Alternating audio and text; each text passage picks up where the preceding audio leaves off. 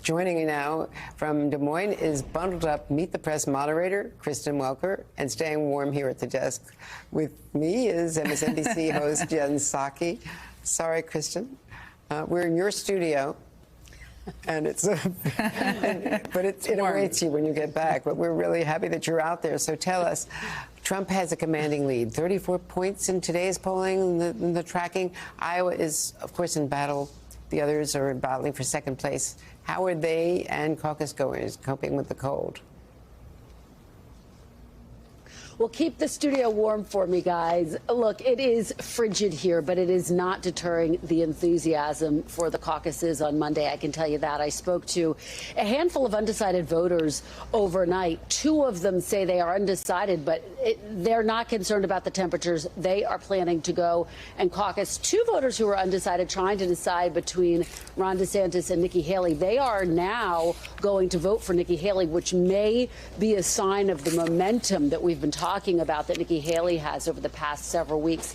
In terms of what we're watching for, first, you talk about the front runner, former President Trump, and this commanding lead that he has. The question may be more not about whether he wins, but by about how much he wins. As you say, Andrea, he has about a 30-point lead.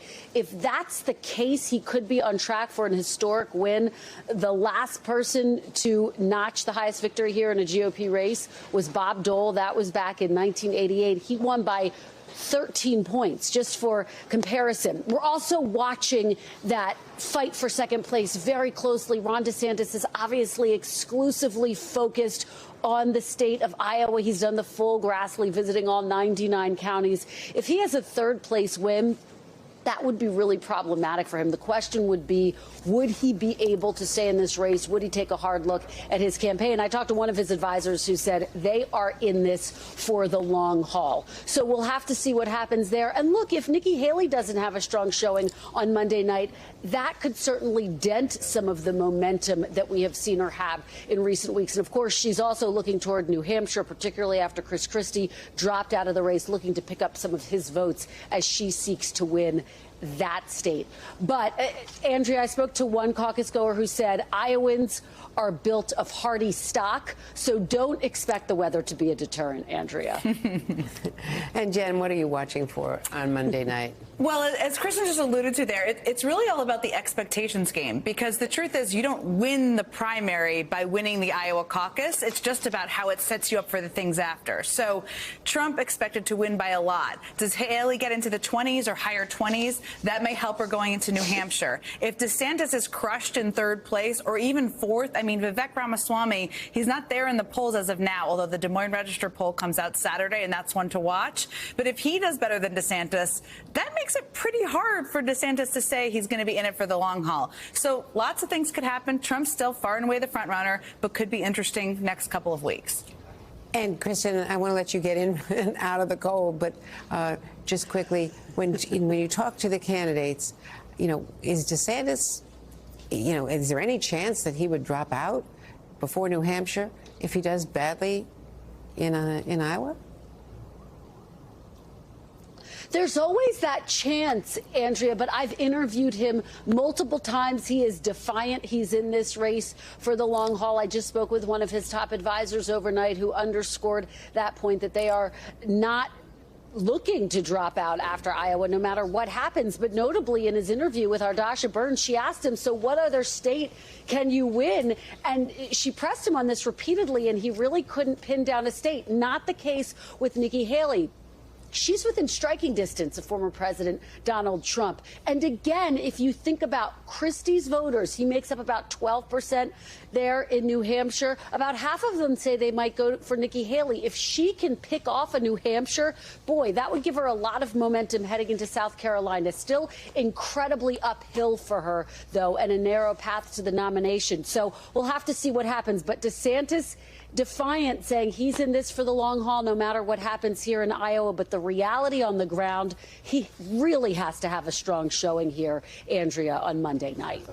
And in New Hampshire, with an open primary, independents can cross over, they can register Republican the day of, and they would more likely go to Nikki Haley than to DeSantis, especially those Chris Christie people.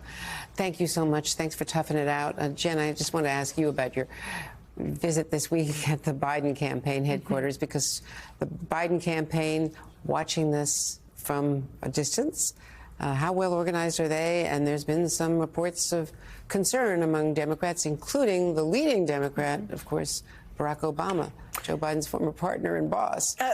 We talked about all of that. And I wanted to go there because, you know, President Biden gave his two most powerful speeches, biggest case against Donald Trump that he's done to date. A lot of Democrats are saying, thank God. Is this it? So the question is this a big kickoff of what's to come? The answer is yes. And there's a lot of tactics that they're working on. I know a lot of what's happening on campaigns is like you don't see. So that's what we talked about when I visited there on Tuesday.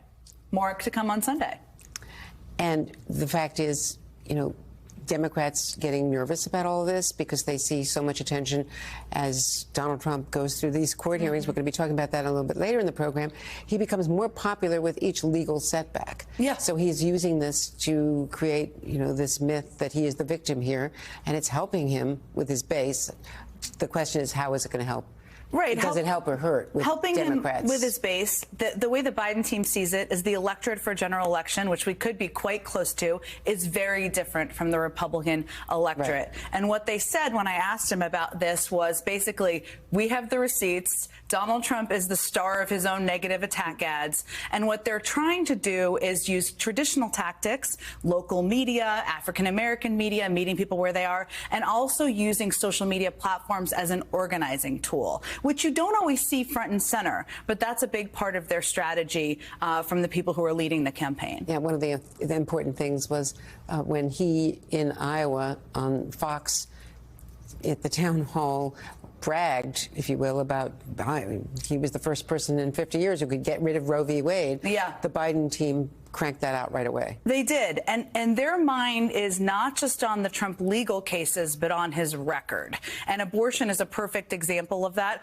Also, he basically said he wanted the economy to tank this week. They jumped on that as well. But we did talk quite a bit about abortion as well, including with the people who are running their Latino outreach team, because to the surprise to them, it's been an issue that was a big turnout issue in 2022. They see it as one that could be a big driver moving forward as well. And Nancy Pelosi, with you, was talking about the health care issue, of course. Exactly, Obamacare. as a big contrast to be drawn. So more than the legal cases, the big domestic, how they impact people's lives are front and center for the Biden team, as well as Speaker Pelosi also said.